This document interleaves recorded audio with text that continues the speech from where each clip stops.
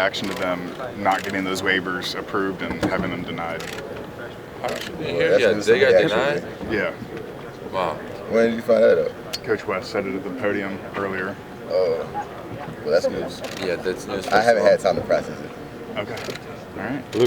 There's an appeal, so they're denied for now. There is an appeal. That's what I was about to say. It is kind of expected because the first submission usually gets denied, and then that's when most cases gets approved. So, but yeah, we haven't processed it yet. News for us also.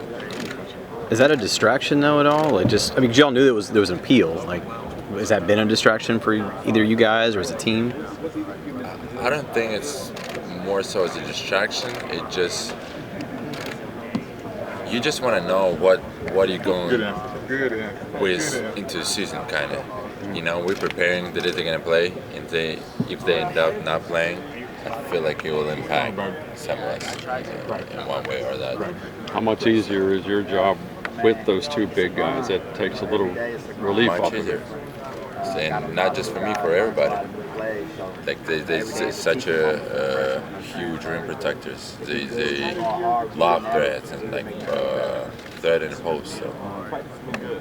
When you look at the depth of this team, how much has that helped with competitive practices and preparing you for the rigors of a Big 12 schedule? Just in, having those two? And just in general, the depth overall. I think, yeah, he coach trying to amp it up more and more and trying to increase our standard for practices and stuff like that. So I think, yeah, it's going to be really helpful. And we all know what is ahead of us, what kind of league, what kind of games, and we are preparing and we'll be ready for those. What's been the coolest part for you this morning, taking in Big 12 Media Days? You guys, I mean, I honestly enjoying it. And answering all these questions, being goofy a little bit, taking pictures. I like all that. John, when Coach was at the podium, he called you one of the best defensive players in the world and was very complimentary of you. What's it like he didn't say in the world, he said in the country. So, what's it like having that? It's the best basketball country, so it's there in the world. But he said just that support that he has for you, and what's your relationship like with him? Yeah, man. I mean, Coach West he's one of my favorite people in the world. So that means a lot coming from him, and I believe that he's one of the best in his craft. Like, actually, I think he's the best. I'm not gonna lie. Like, I just the way he relates to us and the distance that he'll go for us to get things done for us. Like, I haven't seen that, and it's hard for me to imagine anybody that would run through a wall for the players like he does. So, like, I really appreciate him. And as far as, you know, him speaking on my ability, I got to credit, you know, obviously I was blessed with like a lot of physical tools to be able to do the things that I do.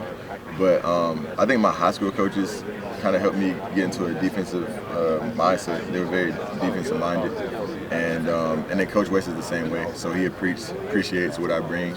And, you know, but it's not really about me. I really do it for my team. Like, that's what they need the most out of me for. And so whatever way I can help the team, you know, that's what I do.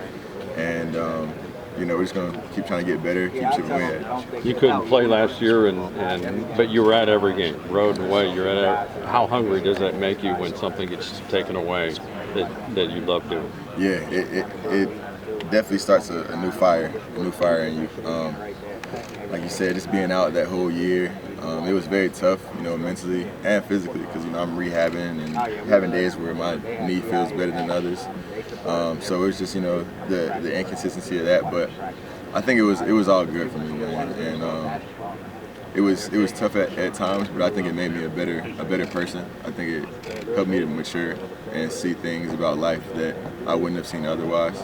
So I think it was like a tough experience at the time, but I'm grateful for it. And you know, I'm glad God gave me another chance. You know, I got my waiver to play for my 6th year in this conference, in the Big 12 conference, and playing the best conference in the country in basketball. So I'm excited. Coach talked about earlier the quote-unquote secret scrimmage over the weekend. He said you were one of the better players on the court. How do you feel coming off of that injury, and how do you feel heading into the season, obviously coming off a season where you missed the time due to that injury? Yeah. Man, Yeah. I appreciate Coach Wade. He was not one of the better ones in that scrimmage. But I appreciate it, man. Whatever he did to you, man, I appreciate it. You know, I'm still finding my way, man. I'm still finding my way. It was my first game playing against somebody other than my teammates, like in like about a year, you know. So I think for me, as far as like individually, my process is just about like getting back into a flow of things, getting used to the pace of a game versus the pace of practice, and just continuing to, you know, invest in my body, making sure my health is in the place that it should be. But, you know, that scrimmage, it taught us a lot. It taught me a lot, you know, as an individual. I think it showed us what we can be as a team, our upside, and, you know, I'm excited. It was very uplifting, actually. What has this offseason been like for you? Obviously, you're coming off that injury. Just walk us through what this offseason was like for you. This offseason was a lot of maintenance of my body. Just continue to get my legs stronger day by day, week by week, and kind of just trying to get back on the court and build like a physical rapport with pause. I gotta pause that. Build like a rapport with my teammates again, because, you know, after being out a whole year, you kind of lose that chemistry on the floor.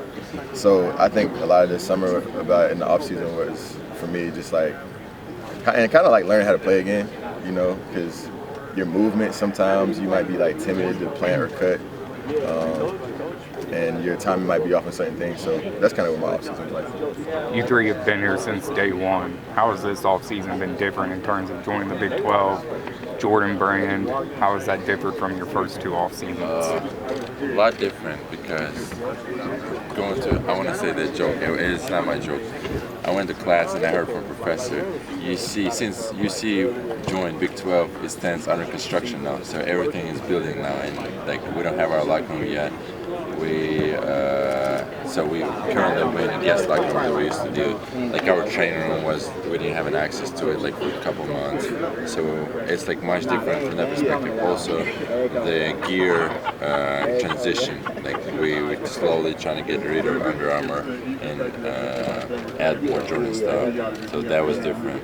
But preparation standpoint, I feel like it was the same to my last year. So I'm healthy now. Keep working on keep being healthy and getting stronger in my lower body and adding some of the weapons in the offense and other stuff. So. Coach West mentioned a couple of his favorite retro Jordans. Do you guys have a preference?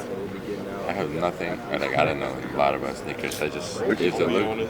I like the ones. You can never go wrong with one. Wes's are the OG ones. Yeah, just the OG ones. You can never go wrong. I like the ones, and I like the bread. Like what I got on right now.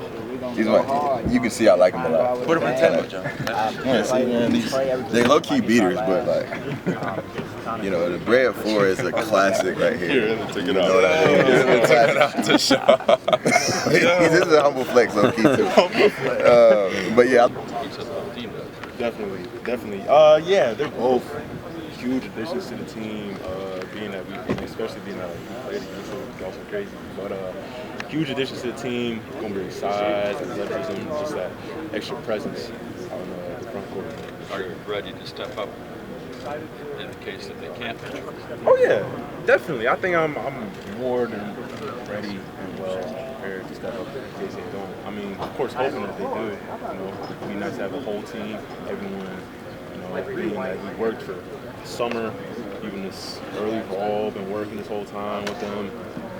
Oh shoot. Oh, but yeah. As I'm saying, yeah. In case that they don't, yes.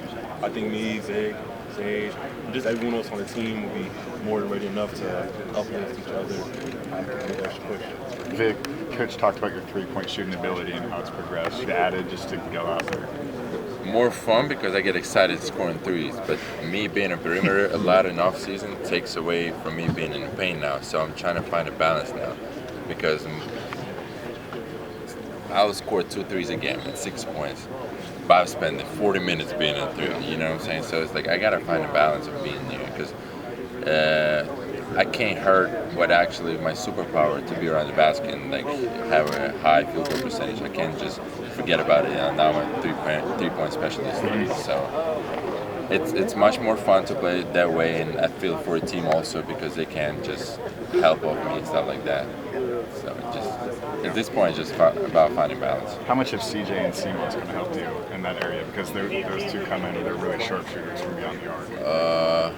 I want to highlight Seamus. European. I waited for one for a long time. You can laugh all you want. I was praying so we get another European. And actually, he also speaks Russian, so it's like they're helpful. And I feel like we're like close coaches. So it's talking about off the court with Seamus. So we're really like friends. And on the court, obviously, we have a lot of in common. Like I played in Lithuania before, so we knew of each other. So I think really helpful. Your English is outstanding. Thank you. Is it true though that the first word you learned was that is not a foul? Yes. This Coach Miller said it. Yes, I agree with Coach. That is not a foul. John, how would you describe Cincinnati basketball to the rest of the Big 12 and fans that are just getting to know y'all? Man, blue collar hoops together, and every play. You know, we want to bring it every play. We didn't play the full 40. You know, I feel like we all, at the beginning of the year, once practice started, like, I think we all three of us really agreed that was something that we really want to take seriously, like playing the full 40, because in the past, sometimes we feel short because we played 36 minutes. We might play 38 or 39, you know, but our goal this year is our brand of basketball. We want to play the full 40. We want to play blue collar, play tough, play hard every single play, and just play together. Because, you know, we do that. Like, the talent will show. Like, the talent speaks for itself. It's all there. So I think it's just about everything else for us. So. What's been your guys' biggest takeaway from an event like this day? Obviously, it's been a short time, but what's been your guys' biggest takeaway from this Big 12 Media Day so far? People care a lot about this, about where we're at. You know, Big 12 is the best conference in basketball in the country. So, you know, I just so many media, so much media here, so much coverage. Like, for me, it's a blessing, but it's just to know that people care about what we're doing and what we have to say. You know, that's like second to none. Nick, I heard you had a little bit of fun earlier, walking around, taking it all in. What's been some of your favorite parts here at Big 12 Media Day so far? Favorite parts? I mean, taking that ball, Big 12 ball, was really cool to hold. What's it called? Diamonds? Yeah, it's not diamonds. What is it called, though? Sequence. Yeah. Whatever. That part was cool. Taking pictures of jerseys. Rhinestones. Rhinestones. Is it rhinestones? Thanks. Can I Okay. But yeah, this part, I actually like this when it's like a lot of people talking to us at the same time, like cameras. I like all these cameras, yeah. I feel like I'm a president. Cody, if Aziz and Jamil aren't able to play with you guys, how much trust do you have in Coach Miller and the staff that they'll be able to roll with those punches and kind of adjust on the fly and get you guys ready for the season? I have more than enough trust in them. I mean, it's the reason why I came to Cincinnati in the first place. Again, I trust the coaching staff, the people that I believe in as well. And yeah, I'm more than confident enough in their ability. I'm sure they're confident in their own ability to keep things going, keep things rolling, regardless of the situation. First look at the Jordan uniforms. Obviously, you guys were the ones who modeled them out earlier. Just talk about what you guys' initial thoughts on those jerseys. Nice, and it's like an ode to back then, back when they were rocking. They had the Jim rocking, everyone rocking their Jordan Little, C-Pop. So. Yeah. Who has Rayfield turned into the biggest beast, or is he sitting here at this time? You said Rayfield what? The Monster Factory. Mike Rayfield. Who did he turn into the biggest monster? Yeah. I mean, a lot of bodies have changed. I mean, looks like Sage has eaten some. Definitely. The biggest monster? The biggest monster? CJ? I was monster of the I'm gonna go Jamil. Jamil for sure. Jamil's pretty. Because he lost 40? 40 pounds. Like, that's crazy, man. That is Summer, wild. he just got here. That is wild. Rayfield is the Hold on, best he in the didn't country. lose 40. He's 280. He was 310. No, he lost 40. He lost 30. 40? 30 or 40. Coach said he lost 45. Yeah, 45? Yeah, that's out of pocket, right? Like Coach Rayfield is the best in the country. Agree. Like, But let me pick on him. Let me pick on Coach Rayfield. That's my routine. No, I won't. We're in the media. He doesn't matter. So you want to do that? What have been your guys' opinions on the two freshmen, Ray Vaughn, Griffith, and Jizzle James? How have they contributed to the team this offseason? These are really talented, and I like about them how they bring it every day. Both of them. They have bad days. Freshmen, new coaches, everything. Better players playing with them, they're learning, and they bring it every day. They have bad practice, maybe another bad, but they still trying, and eventually, like I'm not saying they're bad, but they still trying to figure it out, and I like it about them. They can be great players. Vic, Coach, not to get off topic, but Coach talked about your passion for stand-up comedy, that you've even gotten behind the microphone. Is that a legitimate passion for you, or is that just kind of a hobby that you do? Yes, and I wanted to do it this summer, but then I realized it's going to be harder, and I decided to restart my YouTube channel, and everybody will see it soon. Gotcha. Who's your favorite comedian? In America, I said Dave Chappelle and Bill Burr. What's the YouTube? Is it Laughs with Lakhin or what? Lakhin Entertainment. It got like 90 subscribers right now, but I haven't uploaded anything in a couple of years. So it'll blow up. Speaking of the freshmen, Coach Miller emphasized that Jizzle kind of has a similar mindset as David DeJulius. He's in the gym early. He's one of those guys you kind of have to drag him out of the gym. Do you guys see the resemblance there between the two guards? Obviously, you guys played quite a bit of ball with a guy like David. Right. As in, like, in their games, or? Just like the work ethic, having to like always be in the gym kind of aspect. Yeah. No, I definitely see it. Him, Ray Vaughn, like he said, they're always in the gym. He's in there before practice. He goes hard during practice. He gives shots up after practice. You know what I mean? Like, he's always in the gym. He's always working. Like Vic said, that can only be like a recipe for success. You guys are all three older guys. How much have you seen the college game change during your careers when you look at the addition of NIL, the transfer portal? How much has it changed in that aspect? Dramatic changes. Man, it's changed a lot. I think the game itself has changed a lot. You know, it's even from like I came in 2018. I know. Previous decade. Nah, like the game has changed, man. People are shooting a lot more threes, man, and man, I think it looks.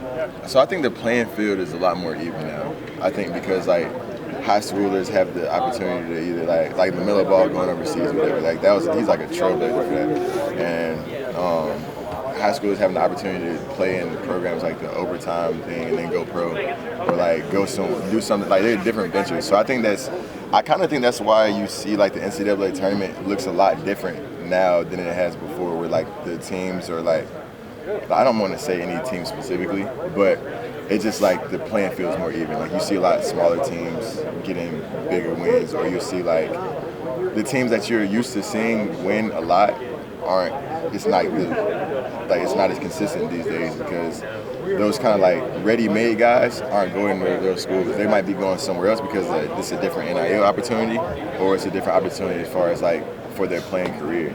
So I think it's good for the game though, because it makes the game better. It makes the quality of basketball better. But yeah, I think that's the way it's changed. You mentioned the NCAA tournament there a little bit. Does it come to your guys' mind to think 3 of the last 4 seasons there has been teams from this conference playing for a national championship? Have you guys really thought about that aspect yet? I figured, but I didn't think about it. I didn't really think about it either. But, I mean, I guess that comes with like Big 12, best basketball conference in America. Like, you can expect that someone from this conference would be playing at the highest stage possible. But it never really like dawned on me like, wow, like.